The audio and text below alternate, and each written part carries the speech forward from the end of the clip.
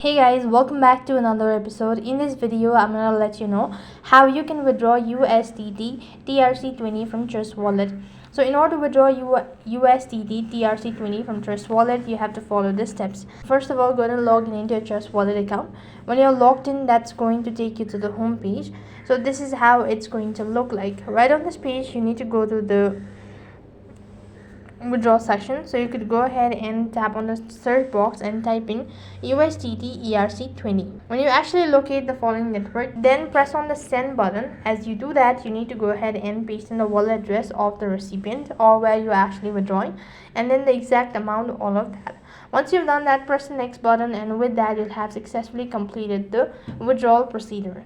So in this simple way, you can withdraw USDT TRC20 from Trust Wallet. That's all for this video. I hope the video was helpful. Make sure to like, share and subscribe to our channel. Thank you for watching. See you in the next video.